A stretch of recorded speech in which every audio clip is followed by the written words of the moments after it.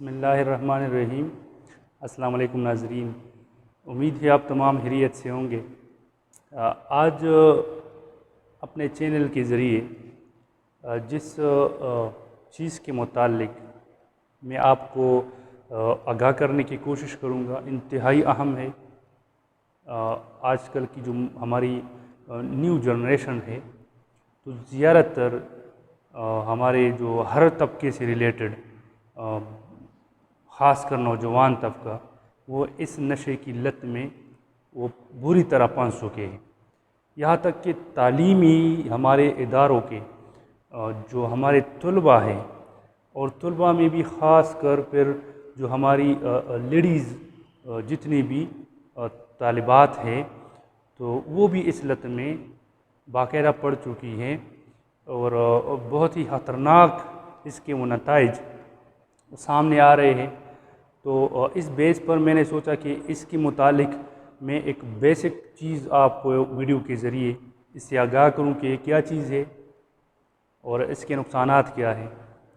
तो आइस के बारे में मैं बात कर रहा हूं कि आइस जो कि एक जदीद नशा वो मंजराम पर आ चुका है और इससे पूरी दुनिया लेकिन ज़्यादातर हमारे पाकिस्तान इससे बहुत ज़्यादा वो मुतासिर हो रहे हैं, ख़ास कर नौजवान तबका।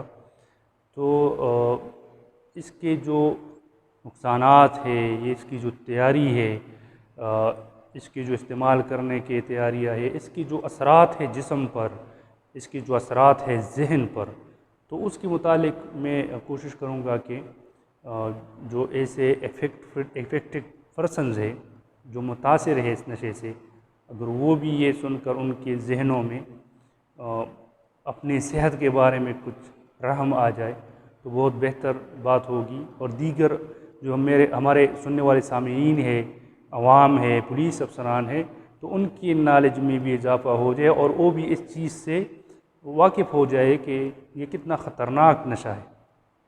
तो आइए शुरू करते हैं। आइस जिसका केमिकल नेम मेथएम्फेटामाइन, ठीक है, ये इसका केमिकल नेम है। लोकल तौर पर इसको आइस भी कहते हैं, ठीक है, बाज़ लोग इसको और नाम से भी पुकारते हैं। तो ये जो आइस है, जो मेथएम्फेटामाइन है, ये नशा कब ये ईजाद हुआ, किस तरीके से बनता है, तो इस पर बात करेंगे। ये आइस का जो नशा है ये 1893 में बाकायदा 1893 में ये ईजाद हुआ, ठीक है। नशा किस गरज से किया जाता है? नशा किया जाता है जो ज़हनी दबाव होता है, जो डिप्रेशन होता है, तो उसको सुकून दिलाने के लिए, ताकि बंदा रिलैक्स हो जाए और वो चीज़ें आर्जी तौर पर भूल जाए, जिसके बारे में जो ख्वाब और मादों का एक्ट है वो हम पहले पढ़ चुके हैं। तो चर्स का नशा है, अफीम का नशा है, हीरोइन, कोकीन वगैरह तमाम से वो बुलाने वाली चीज़ें हैं, जबकि आइस के असरात इसके बिल्कुल अपोजिट हैं। आइस इस्तेमाल करने वाले जो अशख़ास होते हैं, तो ये 24 से 48 घंटे तक बंदे को वो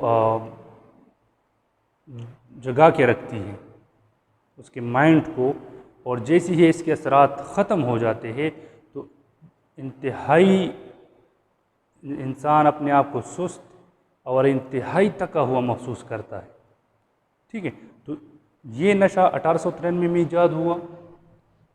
ये बनता कैसे है, किन चीज़ों से ये बनता है? तो सिंध में रेंजर्स ने काफ़ी मकदार में रेड किया था इत्तला की बुनियाद पर। तो उस वक़्त उन्होंने सफ़ेद किस्म के वो पाउडर वो उनको मिला था कराची में बहुत ज़्यादा तादाद में। जब उस पर तहकीक की गई तो उनको मालूम हुआ कि ये जो सफ़ेद पाउडर है, तो ये पैरासिटामोल, पेनाडाल और दीगर जो नज़ला, कांसी, बुखार की जो मेडिसिन है, तो उसका चूरा है।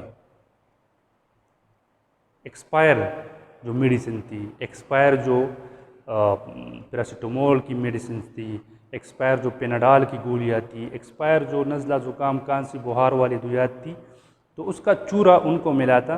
फिर मज़ीद उसमें उन्होंने तहकीक की कि इस जो एक्सपायर है तो इसका मकसद क्या है। ठीक है, ये एक्सपायर जो चीज़ थी ये बाकायदा अफ़गानिस्तान वो स्मगल की जाती थी और अफ़गानिस्तान से फिर वहाँ पर उनको तैयार आइस इसके बदले में वो डिलीवर की जाती थी। तो इस सूरत में फिर बाकायदा उसमें फिर सुप्रीम कोर्ट ने ऑर्डर भी जारी किया था कि ये जो एक्सपायर जितनी भी कंपनियां हैं मेडिसिन वाली, तो उनको हिदायत की गई थी कि इसको बाकायदा तलब करे। तो इसमें बाकायदा सुप्रीम कोर्ट का हुक्म भी फिर जारी हुआ था। अब ये एक्सपायर जो मेडिसिन का चूरा है, पैरासिटामोल है, पेनाडाल है, दीगर खांसी नज़ला ज़ुकाम बुखार वाली अद्वियात का जो चूरा है, तो इसमें क्या चीज़ थी, इसमें एफेड्रीन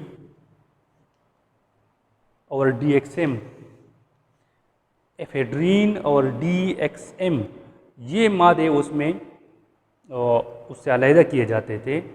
ठीक है, एफेड्रीन और DXM ये ख़ासकर एफेड्रीन ये आइस के इस्तेमाल में वो यूज़ की जाती है, यानी आइस की तैयारी में एफेड्रीन ही इस्तेमाल होती है। और आगे पढ़ेंगे कि एफेड्रीन किस तरह ये मेडिसिन की कंपनियों को प्रोवाइड किया जाता है। तो वहाँ पर तहकीक के बाद फिर पता चला कि ये जो एक्सपायर मेडिसिन है तो इससे एफेड्रीन को अलहदा किया जाता है और एफेड्रीन के ज़रिए फिर आइस तैयार की जाती है। अच्छा, अब मज़े की बात ये है कि ये जो एफेड्रीन है तो ये एफेड्रीन जो मुर्गियाँ है, मछलियाँ है, गाय है, भैंस से है, तो उनकी जो खुराक तैयार की जाती है, जो फीड उनकी है, उसमें भी एफेड्रीन वो इस्तेमाल की जाती है।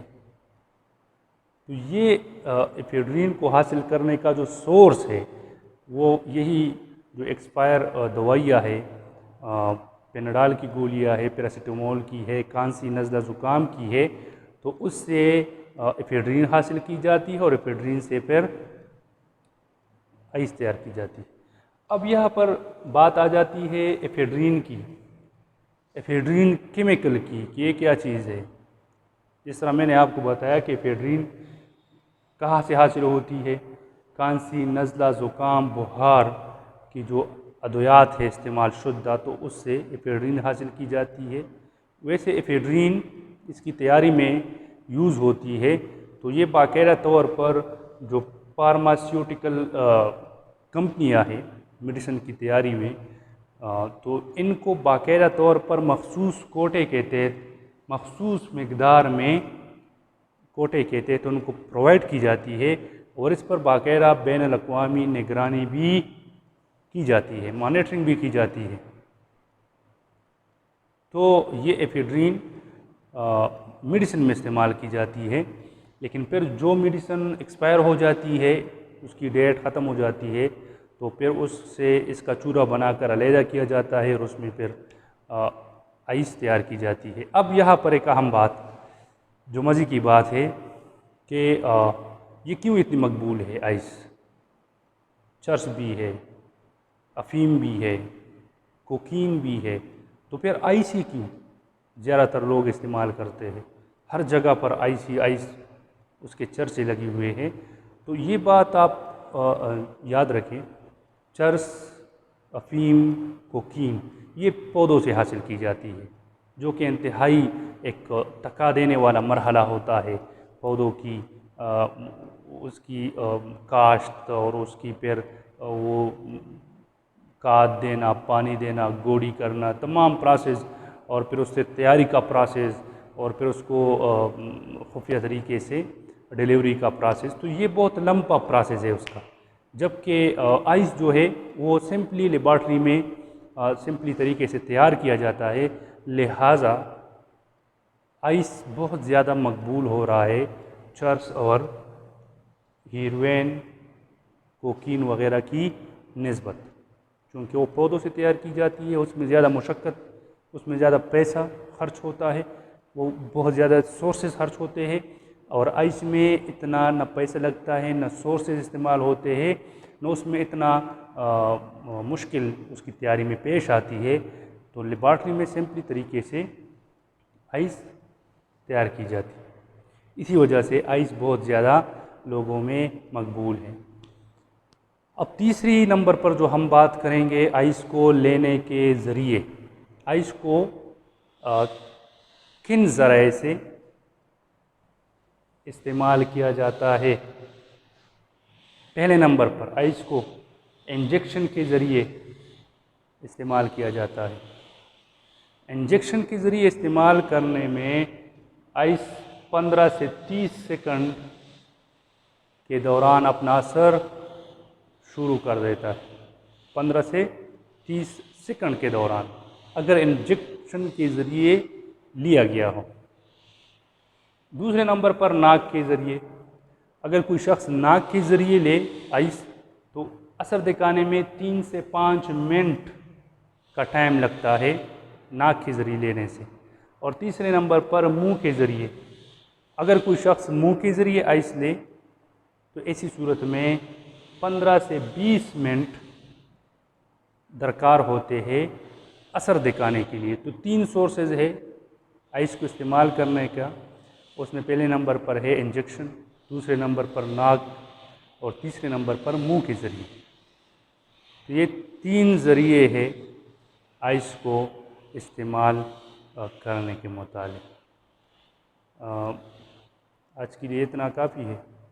अगली वीडियो में आइस के मुतालिक मज़ीद बातें मैं आपके साथ डिस्कस करूँगा, जो आपके लिए इंतहाई मुफीद होंगी, आपके समझने के लिए भी और किसी और को समझाने के लिए भी आपके लिए ज़रूरी है कि अपने माशरे में इस तरह के अशख़ास को वो आप गाइड करें, ताकि इस लानत से लोगों के दिलों में नफ़रत पैदा हो जाए।